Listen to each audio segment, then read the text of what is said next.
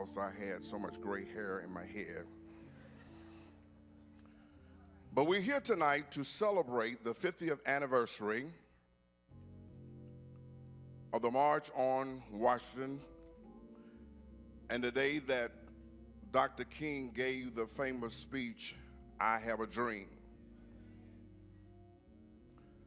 I was not in Washington on that day, but if y'all don't mind, can I go back 50 years? While there were some thousands of people in Washington, D.C. on this day, August the 28th, 1963, I was right here in Rockdale County. And let's just go back 50 years to what Rockdale County looked like at that time. I know where I was on that day because my grandfather owned a shoe shop in Old Town Conyers.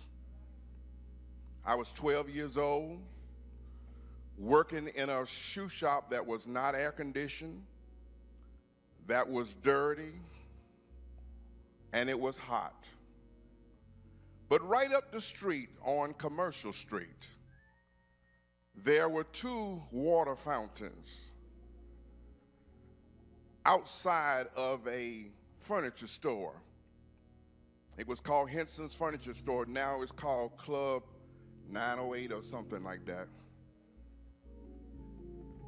Those two water fountains had two insignias on them. One said white only, and the other one was colored only. A little bit across the street was a drugstore, Walker Warren Drugstore, where the sandwich factory is today. There they had some booths and a counter.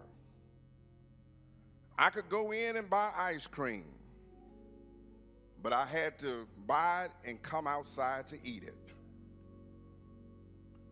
Under the courthouse were two restrooms. One was for colored and the other one was white. The one that had colored on it was real nasty. Not sure what the other one looked like because I couldn't go in it. Across that street was a rock building. It is now the clay building. Was where the old theater was. And when I wanted to go to the theater, I had to go to the side door. And there were some steps I had to go up into the balcony. But here we are 50 years later. On Monday night, I went to see the movie called The Butler. When I went into the movie, I didn't have to go to the side. I didn't have to go to the balcony. I was able to sit anywhere I wanted to sit. I know that we're not where we ought to be. I know we're not where we should be. But I thank God we're not where we used to be. So tonight, those of you that may have lived through what I've lived through, you ought not mind giving the Lord some praise.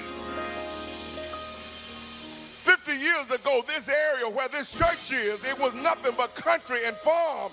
But look tonight, 50 years later, we as a people can stand on this land and say, "Thank you, Lord." Can anybody say thank you? So tonight as we celebrate, we ought to be rejoicing for what the Lord has done for all of you. Come on, let's put our hands together. God bless you.